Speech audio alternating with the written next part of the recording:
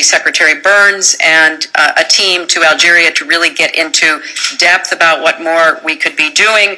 And then in December, we began to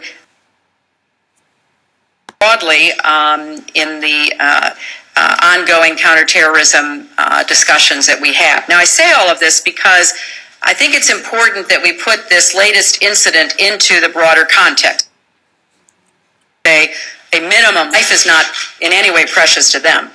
But when this incident is finally over, we know we face a continuing, ongoing problem. And we're going to do everything we can to work together to confront and disrupt al-Qaeda in the Islamic. We're going to be working with our friends and partners in North Africa.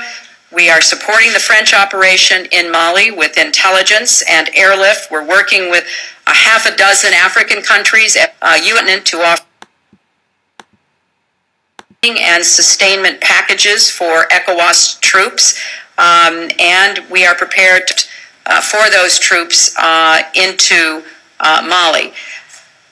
This is difficult but essential work. There's going to be a lot of work that has to go into our efforts, but I want to assure the Americans are committed to this work just as we were committed to Somalia. There were so many times, Mr. President, over the last 4 years when some people were ready to throw up their hands and say, you know, Al-Shabaab made an advance here and this terrible attack in Mogadishu, and we kept persisting because we believed that with the approach we had taken, we would be standing here today with a democratically elected our interests and our values, and the ongoing work of how to counter violent extremism, to provide like-minded people to raise their families, have a better future, educate their children away from extremism, and to empower them to stand up against the extremists.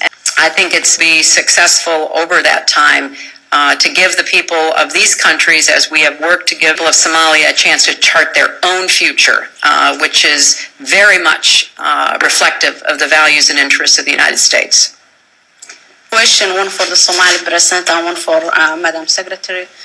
So that is the US Secretary of State Hillary Clinton there making some comments on the ongoing hostage crisis currently underway in the south of Algeria. BP-operated gas field there. She had this to say. She couldn't give more details about the current situation because of its fluidity at the moment, but did say that when this incident is over, we will know that there will